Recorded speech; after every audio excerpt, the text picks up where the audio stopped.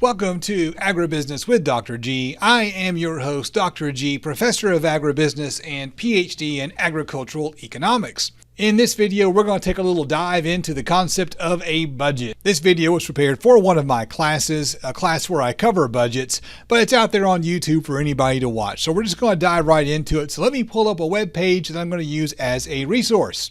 This is from the University of Maryland Extension, and the title of this page is The Economics of Small Poultry Flocks, which immediately gets me a little bit mad because this is not economics. This is budgeting.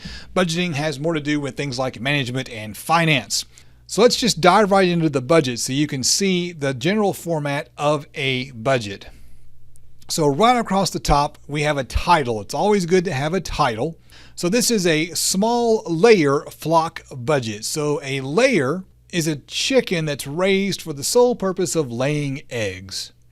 And let's take a look at this. So what we have here is 25 hens over a 2-year production, and this one right here is a footnote. So let's read the footnote real quick. So this budget is based on a 2-year lifespan, and it says some producers keep hens 3 to 4 years. But after that, egg production will diminish. There are ways that we can account for that. I teach a finance class where I teach you about the time value of money. So there's an easy way to account for that process. So the way budgets are typically designed is you begin the budget by listing the good news. And the good news is the amount that you produce and the price that you sell it at. This particular budget doesn't do that. Now, I do not know why it doesn't do that. You're welcome to go to this website and read for yourself and see if you can figure out why. My assumption is that this budget is designed for a home use situation where someone is going to consume the eggs themselves. It will be easy to modify just by putting some prices for the eggs consumed. So right here across the top, you have the beginning of every budget. The beginning of every budget is what I call the good news. And the good news of your business is the revenue you make from selling something. So if I were doing this budget for my class or trying to educate people myself, I'd have a price of eggs here and I'd have a price of the hens. So what's going on is we're producing eggs, and we're also going to be selling hens for meat. And so basically what we're looking at here is over 2 years of production, this farm is projecting, this small backyard poultry operation is projecting to produce 800 eggs. And there is a footnote. It's always good to read the footnotes. So here is our calculation for the production of eggs in the footnotes. 555 days, so not quite 2 years. A year is, of course, 365 days. So we're going to produce 555 days out of 2 years, 25 hens, a 70% egg yield. They've built into it a mortality rate, and they've given time for 180 days specifically for the chicks that you buy to get to egg-bearing age. So that's something important to keep in mind. You've got to bring in the reality of the production into the budget. And we're also going to be producing stewing hens. So we're going to stew a few hens and we're going to have some eggs, and we're looking at 800 eggs over 2 years of production. And then we start listing the bad news. The bad news is the money that you spend investing in the business. Now, this particular budget starts off with the cost of some chicks. So the logic here is we're going to buy chicks, small baby chicks. We're going to raise them until they get to egg bearing age, and then we're going to use them for egg production. There's a footnote. Chick prices are highly variable. So it's always a good idea to make sure the health of your chicks, check on the health, make sure you've got quality chicks that have been vaccinated for Marek's disease. I have no idea what that is because I'm not a poultry expert. And it notes that chick price is very much variable. So we're going to buy 25 chicks. We're going to pay $2 each. So we've got a $5 upfront investment for our chicks. Now, again, I would be thinking about this from the time value of money. If you've taken my finance class or watched any of those videos, you know how that works. But we're just trying to get things kind of simple. So again, this is what it's going to take to start and run this operation for a couple of years. You got to feed them, right? So there's a particular feed for when the chicks are young, starter. We're going to buy 3 50-pound bags. 3 times the $13 per bag gives us $39. So we need $39 worth of food early on in the process to get the chicks going. And this is very important. You're going to invest the money in the chicks and the chick starter, and you will have never once sold the first egg or eaten the first egg. And that's an important thing to remember. There's money in the startup process, so you got to put some money in up front, and it'll take a few months before you start getting a return on that investment, which is pretty normal for most business operations. Early bird grower, so you'll need, again, after their chicks, a special feed for when they're growing. A 50-pound bag, 5 of them for $12 each, so $60. Then you need layer feed. So this is feed specifically for when the chicks are old enough to start laying eggs, and they're estimating over 2 years you're going to need 80 50-pound bags for $880. So over the 2 years, you've got $39 plus $60 plus $880 feed cost. You'll need to buy some heat bulbs. They're saying you'll need one of them for $7. I have no idea what a heat bulb costs. You're also going to need a socket to put them in. This heat bulb is going to be used especially when they're chicks. Hey, there is some footnotes here, so it's always a good idea to check the footnotes. Footnote 4 basically says make sure you buy decent feed. 5 heat bulbs last for 1 flock, and careful handling may extend life. They're expecting you to drop the bulb. And then in 6, a lot of backyard producers prefer to have their birds slaughtered by somebody else. So here we see mileage to slaughter facility. So 40 miles to the facility, I'm assuming that means round trip, at 50 cents a mile. That's a generally accepted federal government rate for mileage. So they're saying you're going to spend $20 getting these things, driving these things to the market. And then you'll spend $2 each, per bird on the slaughter fee. Now here's the thing. I wouldn't spend that per bird. I would just take care of that myself on the farm if it were me, but you get to do what you want. They've placed that inside the budget. So there you go. We got 20 birds that we're going to slaughter at some point. My guess is that what's happening here, although I haven't read the footnotes to verify, is that we've got about 25 we're going to buy to begin with. They're going to lose 5 of them over 2 years, and when we're done, that's when we're going to be taking care of our stewing hens. So we're going to spend 40 plus 20. We're going to spend $60 on the marketing, right? The slaughtering of our animals.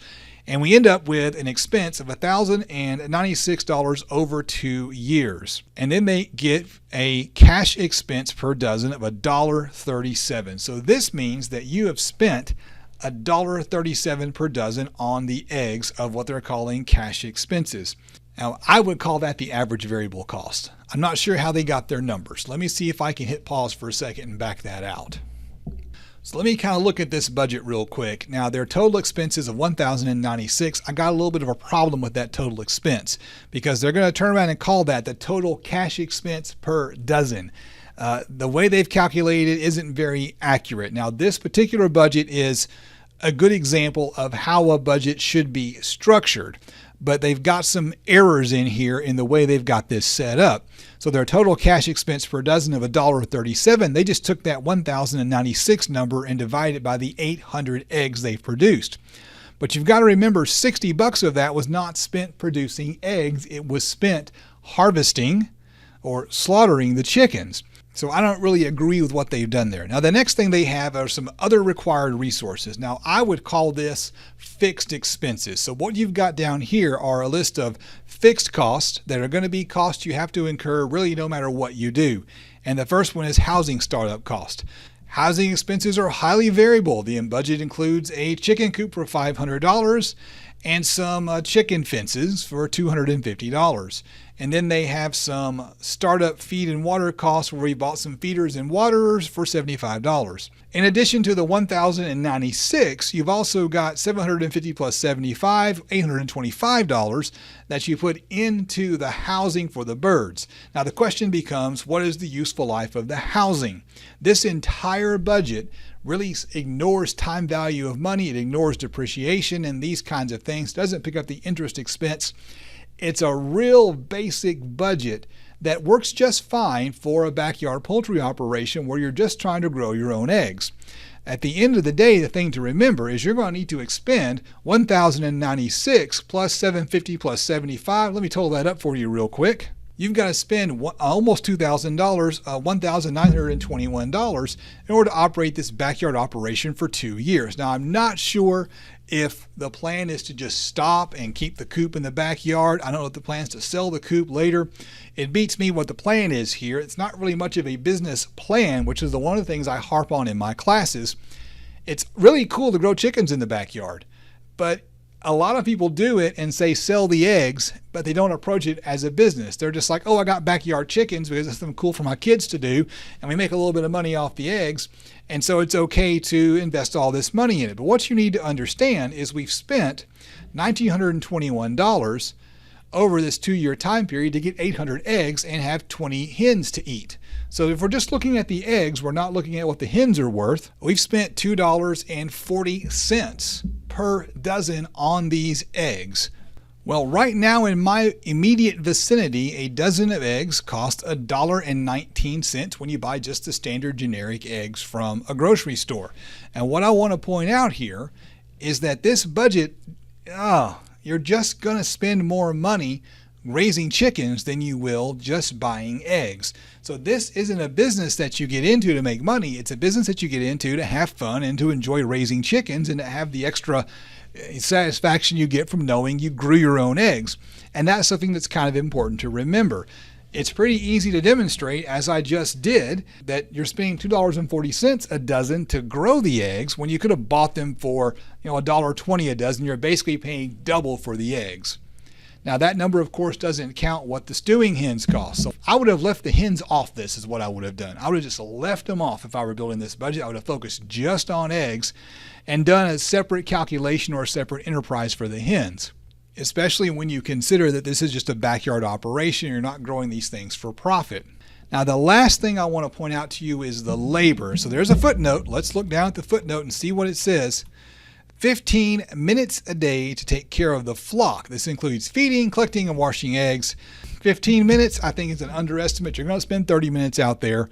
And the footnote says, it is obvious that valuing labor would keep most small flock producers from raising layers if they were doing it for economic reasons. Again, I hate the word economic. It's a wrong use of the word economic. It's obvious that valuing labor would keep most small flock producers from raising layers if they were doing it as a business, okay? So let's just roll back up here and take a look at the budget one more time. We've spent $182.50 worth of labor. We spent 182.5 hours on labor, and that is with their 15 minutes a day calculation. I think it's probably about double that. But let's stick with their calculation. Let's assume that they're the expert. So 182.5, and the minimum wage is around 7.25 an hour. So the labor cost on this is $1323.125. So that's just at minimum wage, which is what you might, like say, pay a teenager to do, right? But if you're out there doing it yourself and you're a grown-up with a grown-up kind of wage rate, if you're at $15 an hour, it could literally be double that. So you've got over $1,300 an hour in the labor, and you've got nearly $2,000 in the 2-year total cost of producing this. So let's do the math real quick and see what that says. That comes up to $3,244.13, and we're going to divide that 800 eggs we got over these 2 years. These eggs cost you $4.05, almost $4.06 to raise. So there you go, not really a financially viable business model. Again, something you do because you want to, because it's fun, which is perfectly okay with me. If you want to learn more about finance, I'll hit you some videos right over here for you to check out, and I'll see you on the next one.